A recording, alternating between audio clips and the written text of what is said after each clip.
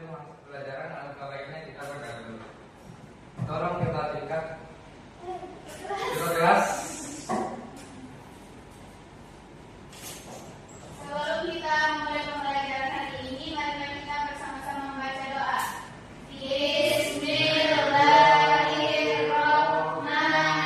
Bismillahirrahmanirrahim.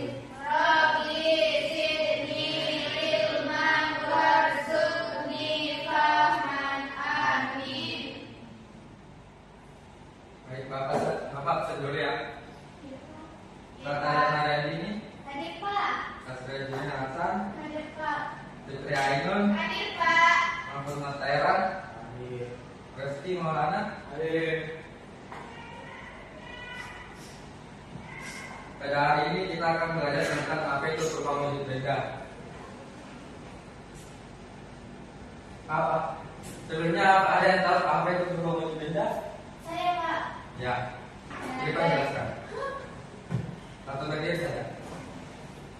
Jadi Pak, perubahan bentuk benda itu perubahan bentuk atau fungsi yang terjadi pada benda karena adanya penerimaan dan pada pasar panas atau kalor. Baik, terima kasih. Baik, berupa wujud benda itu adalah salah satu bentuk terjadinya gejala perubahan pada suatu benda yang menjadikan benda itu wujudnya dan sebelumnya menjadi sesuatu yang lain, baik ukuran, bentuk, warna maupun aroma. Proses perubahan bentuk ini dapat disebut dengan ada yang tahu? Apa Pak? Tidak. Proses perubahan bentuk benda. Baik, selanjutnya. Pada kondisi tertentu suatu zat benda yakni padat, cair, dan gas tidak bisa mempertahankan bentuknya. Bukan bertanya Pak. Ya, silakan. Kenapa pada cair dan gas tidak bisa mempertahankan bentuknya? Kan pada suatu kondisi tertentu. Oh, iya Pak, dia paham. Dan saya itulah sebabnya bisa mengalami perubahan wujud seperti berubah warnanya dan bentuknya. Hal tersebut terjadi tentu bukan tanpa sebab, melainkan karena zat benda tersebut dalam kondisi tertentu yang dipengaruhi oleh panas, suhu, kelembapan, dan sebagainya. Baik. Langsung saja. Apa ada yang tahu apa itu sifat-sifat benda? Sifat benda artinya sifat padat, cair, dan gas. Siap. Kita mulai pertama. Yang benda padat. Ada berbagai macam benda padat di sekitar kita. Ada yang bisa disebutkan? Saya Ya. ada dompet, ada meja, ada buku. Ya. Mahfud bisa sebutkan benda padat yang ada di sekitarmu? Putih. Ya, sifat-sifat benda padat itu ialah memiliki bentuk yang cenderung tetap meskipun diletakkan pada tempat tertentu, bahkan cenderung sama meskipun dipindahkan ke tempat yang berbeda sekalipun. Yang ketiga itu tidak mudah berubah wujud. Yang ketiga, untuk merubah wujud benda padat biasanya membutuhkan proses yang lumayan lama dengan berbagai macam effort seperti memukul, menekan, dan sebagainya. Yang kedua itu adalah benda cair. Kalian bisa sebutkan contoh-contoh benda cair? Air, Nah, sirup. oke, bisa juga. Ada lagi?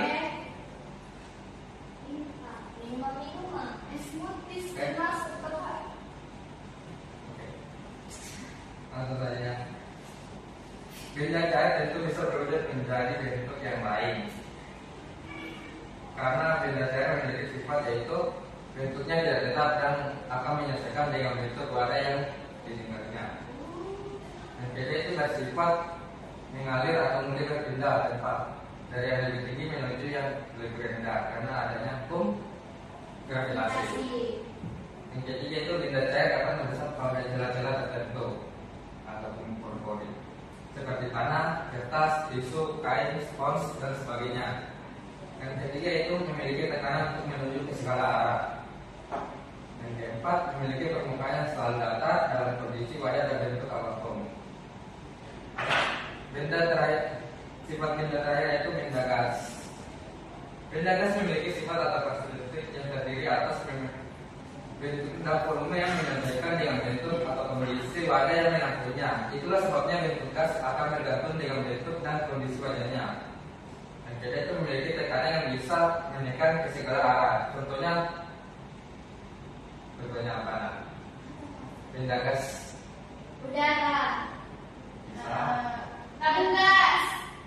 Bisa. Tabung gas. Di dalamnya kan ada gas. Ya. Air, Pak. Ini kalau saat panas nanti air. Oh, balon. Oh iya. Tidak bisa juga. Balon, Pak. Gas. Iya, Pak. Balon sendiri. Oke, bagus. Itu semua. Selanjutnya itu macam-macam perubahan wujud benda. Kalian tahu apa saja macam-macam perubahan wujud benda? Saya. Ya, saya minta tolong ini ke depan menjelaskan.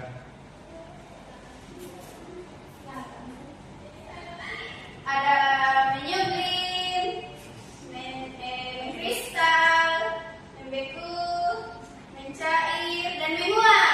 5. Berikan apa saudara? Menguap juga, Pak. Iya, silakan. Oke. Jenis-jenis benda yang memiliki sifat yang disebut di atas juga mengalami perubahan wujud benda yang bermacam-macam. Yaitu yang pertama yaitu mencair. Mencair adalah bentuk perubahan wujud yang terjadi pada benda padat menjadi benda cair. Agar dapat terjadi perubahan wujud mencair, maka memerlukan panas atau kalor yang mempengaruhi benda tersebut. Yang kedua adalah membeku. Anda tahu apa itu artinya membeku? Benda cair ke padat. Perubahan wujud dari cair ke padat. Membeku adalah bentuk yang perubahan wujudnya yang terjadi pada benda cair adalah menjadi padat. Perubahan wujud membeku bisa dibilang kebalikan dari mencair. Itu artinya proses perubahan wujud dengan membeku akan melepaskan panas pada suhu dan dingin. Yang ketiga ialah menguap. Menguap adalah bentuk perubahan wujud yang terjadi pada benda cair menjadi benda Gas. menguap adalah perubahan wujud yang memerlukan kalor atau pemanasan. Perubahan tersebut tidak hanya terjadi pada zat cair saja, namun juga bisa terjadi di dalam tubuh manusia. Contohnya saat berkeringat, ya, Olahraga. Kalau keringat ada di sini. Tidak, kan keringat kami kumat. di dalam tubuh menguap ekor-ekor. Yang keempat adalah mengembung. Mengembung adalah bentuk perubahan wujud yang terjadi pada benda gas menjadi benda cair. Pengembunan terjadi pada gas di udara yang dingin atau suhu rendah yang menjadi butiran-butiran air. Perubahan wujud ini termasuk dalam proses yang melepaskan kalor karena menyebabkan suhu yang rendah. Biasa terjadi pada Pagi hari, Pak, ada embun. Kalau mau hujan. Bukannya terbun. Ini pada pelajaran ya, ada yang dingin, Pak, dengarnya.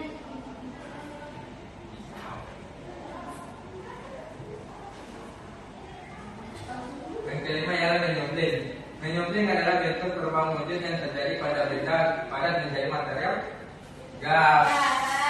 Proses perubahan wujud dengan menyumbling membutuhkan kalor atau energi panas agar berada pada agar bisa menjadi padat tersebut. Yang keenam ialah mengkristal.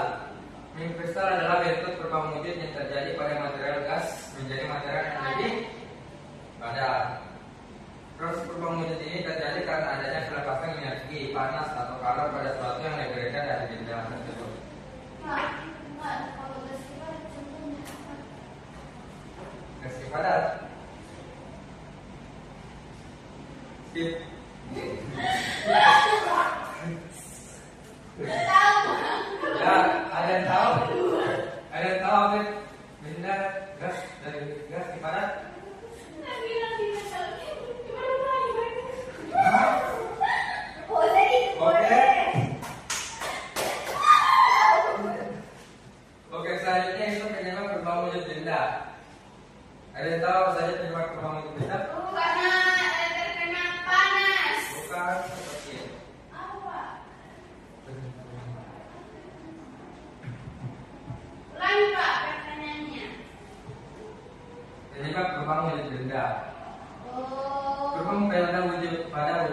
berbeda tentu bukan tanpa sebab. Itulah sebabnya dalam proses pembaca terjadi gejala-gejala yang bisa dikenali secara langsung maupun lewat alat bantu.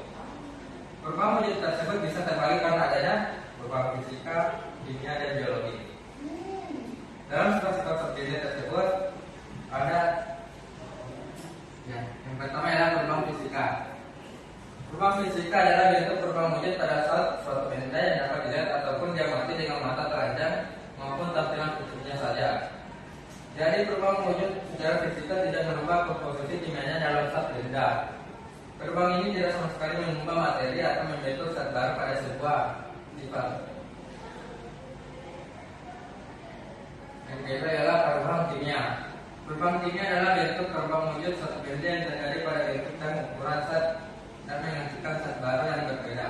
Perubahan wujud ini menghasilkan jenis dan sifat zat yang berbeda atau baru dari zat semula. Reaksi kimia akan menciptakan substansi yang menjadi atau komposisi penyusunan zat yang berubah menjadi rumus kimia baru. Yang ketiga adalah perubahan biologi. Perubahan biologi adalah salah satu perubahan yang terjadi karena adanya pengaruh aktivitas dari makhluk hidup lain atau mikroorganisme yang berurai. Sama seperti perubahan kimia, perubahan biologi juga menyebabkan perubahan benda yang tidak bisa kembali ke bentuk semula. Baik, di sini saya akan memberikan tugas untuk anak-anak kalian dalam bentuk tabel.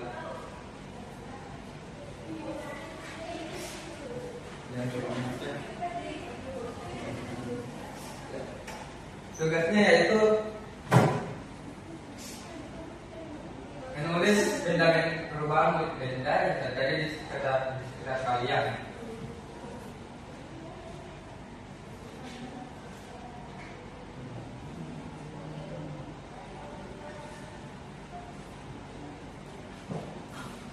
Waktunya 1 jam atau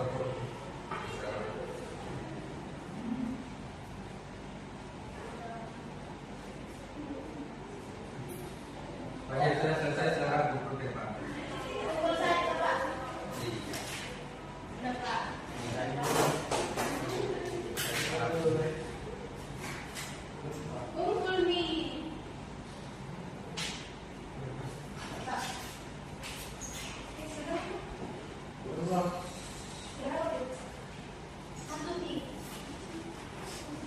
Kumpul saja.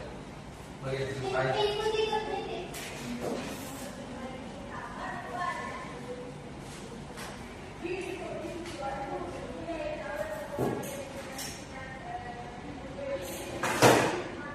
Ada yang belum selesai? Sudah semua, Pak.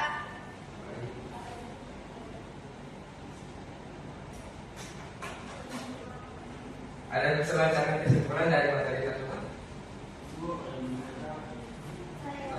Ya.